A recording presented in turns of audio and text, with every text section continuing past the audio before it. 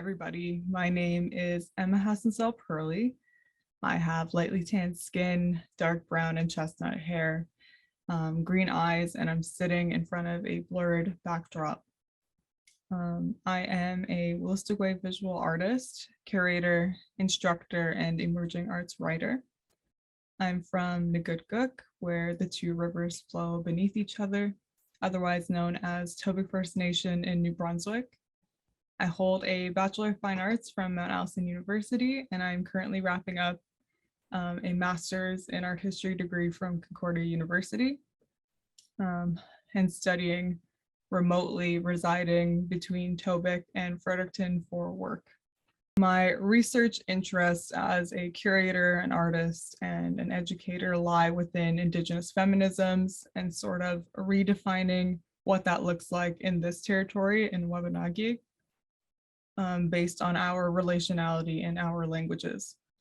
And I'm also interested in craft and textile history, Wabanaki iconography, oral history, and decolonial theory. I maintain a visual art practice, and my mediums include beadwork, wall murals, and digital illustration. And my painting and beadwork are inspired by Wabanaki double curve motifs that are found on beaded textiles from the 19th century. And these forms speak about relationships, community life, and being in balance with non-human beings, with the ecosystem, the cosmos or the universe. And then my visual art is also largely inspired by my family history and my identity as a Wolastoqew woman, and as well as being a citizen of the Wabanaki Confederacy, or the people of the Dawn, through material and visual culture. In previous work, I have explored the term legislative identity, meaning how the Indian Act has impact over the identities of Indigenous peoples living in Canada. And then all of this sort of informs my teaching and curating. I teach art history at the New-Brunswick College of Craft and Design, and I am also the newly appointed adjunct curator of Indigenous art at the Beaverbrook Art Gallery in Fredericton. And so there I organize and plan exhibitions, as well as help with the coordination of projects in the education department. And I am sometimes considered this bridge between the institution and communities. A curator to me is someone who supports and facilitates stories on behalf of an artist or a group of artists. And the role of a curator is to ensure that the artworks are cared for in both a culturally and spiritually relevant context. And as other curators might say, there's a lot of responsibility and care involved in looking after someone's work, and therefore relationships with the artist must be built. And so I try to foreground maintaining good relations in my practice. And I am inspired by Jace Morgan's ideas on Indigenous relational aesthetics in the institution and even beyond that space and production. And they describe their work as being driven by their relationships and choose projects that create long-term creative kinship.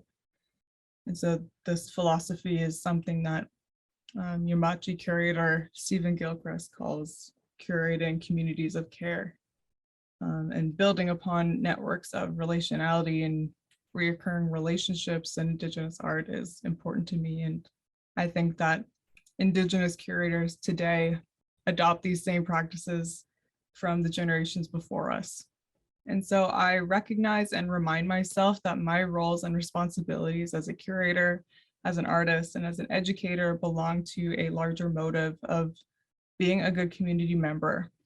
And I see my communal role as being a contributor to my community's and my nation's art history, first and foremost.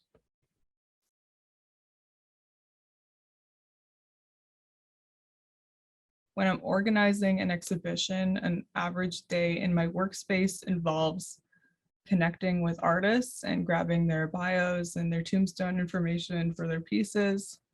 I'm probably corresponding with my boss to solidify any important details of the exhibition, like if something needs special install requirements or whether or not I need tech assistance.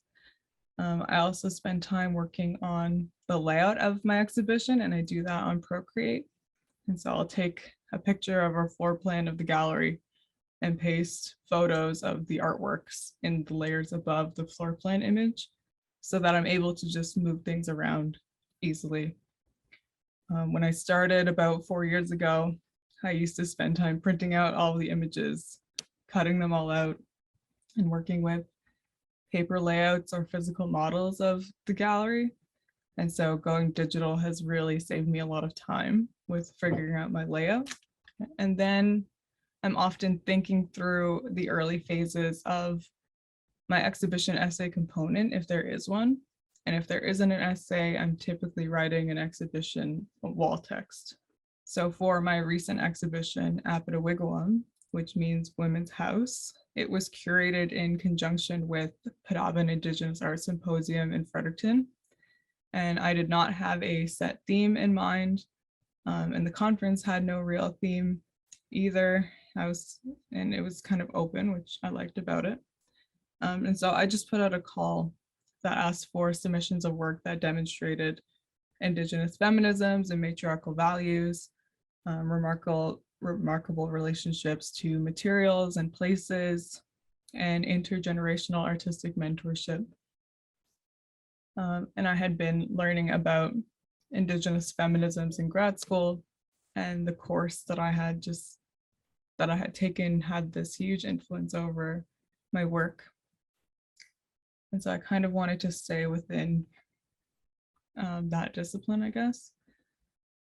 And so Apatawigwam examines Wabanaki feminisms and honors land relationality and matriarchal communal principles, because as mother-centered cultures in this territory, our maternal relations are the pillars of our communities and our families. And so the word apit is translated into English to woman, but what it really refers to is a feminine being that is connected to the outer world and the inner world, where we're taught intuition, values, and principles. And then wigwam is the home, or it is this dwelling space that offers safety, nurturing, and growth.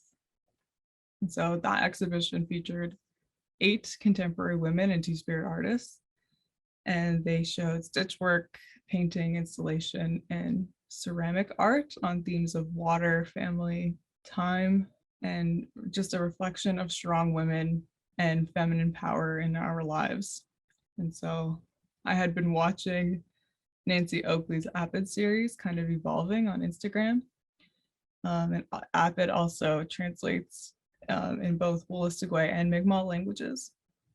And so her work was this natural fit to the development of the exhibition. And then I got to work with, and then I got to show work from other artists like Rudy Aker, Mel Bullia, Tara Francis, Hopefully Wise Out Gray, Sarah Hannon, Natalie Sapier, or Samagwini Jajak, and Kiana Kingbird as well. I just want to say thank you so much to the ICCA for having me be a part of this video series. It's a real honor for me to work within this network of support. So William Gamache, thank you so much.